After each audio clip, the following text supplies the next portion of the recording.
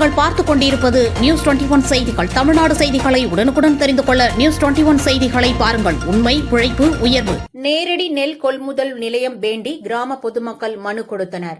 மதுரை தொண்டி தேசிய நெடுஞ்சாலையில் அமைந்திருப்பது சிவகங்கை மாவட்டத்தைச் சேர்ந்த பனையூர் கிராமம். இந்த கிராமத்தின் ஜீவாதாரமே விவசாய பணிகள் மட்டுமே.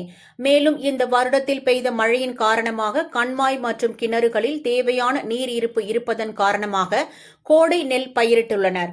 எனவே சாகுபடி செய்யும் நெல் மூட்டைகளை தனியாரிடம் விற்பனை செய்வதனால் ஏற்படும் நடைமுறை சிக்கல்களை தவிர்க்கும் பொருட்டு அரசின் நேரடி நெல் கொள்முதல் நிலையம் வேண்டி பனையூர், உடையநாதபுரம், பில்லூர், பொன்னாக்குளம், அழுப்பிள்ளை தாங்கி கிராம விவசாயிகள் ஒன்று கூடி பனையூர் விவசாயிகளான கோபு மற்றும் அரசு அம்பலம் ஆகியோர் தலைமையில் மாவட்ட ஆட்சியரின் நேர்முக உதவியாளர் மற்றும் சிவகங்கை நுகர்பொருள் வாணிபக் கழக மண்டல மேலாளர் ஆகியோரிடம் கோரிக்கை மனு அளித்தனர்.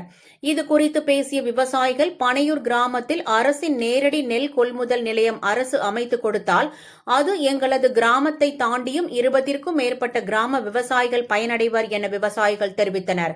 இதனிடையே இது பற்றி தெரிவித்த நுகர்பொருள் வாணிபக் கழக மண்டல மேலாளர் கூறும்போது, பனையூரில் அரசின் நேரடி நெல் கொள்முதல் நிலையம் நிரந்தரமாகவே அமைப்பதற்கு சாத்தியக்கூறுகள் இருப்பதாகவும் மாவட்ட ஆட்சியரிடம் இது பற்றி எடுத்துக் கூறி நிரந்தரமாகவே நிலையம் அமைக்க ஏற்பாடுகள் செய்வதாகவும் உறுதியளித்துள்ளார்.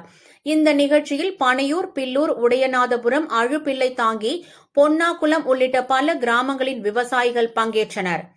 நியூஸ் 21 செய்திகளுக்காக தினேஷ்குமார். கிராமத்திலிருந்து மேலாத சுற்றி இருக்கிற பனையூர், பொன்னாகுளம், ஆத்தூர், துக்கால், நைனாங்குளம், கீழக்குளம், அலுபில தாங்கி, பில்லூர், கீழக்கோவானூர், மேலக்கோவானூர், கரும்பாவூர், உடையநாதபுரம், மீனாட்சிபுரம், பாசாங்கரை இந்த கிராமத்திலிருந்து மற்றும் இன்னும் நிறைய பேர் வந்திருக்காங்க. வந்து ஆர்எம் சாரை பார்த்து எங்கள் ஊரில் வர்ற கோடை விவசாயத்துக்கு லெவி திறக்கிறதுக்கு அனுமதி வழங்குறதுக்காக கேட்டு நாங்கள் மனு கொடுக்க வந்திருக்கோம். எங்களுக்கு இந்த உதவியை செஞ்சால் எங்களுக்கு கோடையில் விவசாயம் பண்ணி நாங்கள் ஏதோ கடங்கப்பி இல்லாமல் வாழ்றதுக்கு ஒரு வழி செய்யலாம். அதுக்காகத்தான் இப்போ பெட்டிஷன் கொடுக்குறதுக்காக வந்திருக்கோம் இங்கே. நன்றி.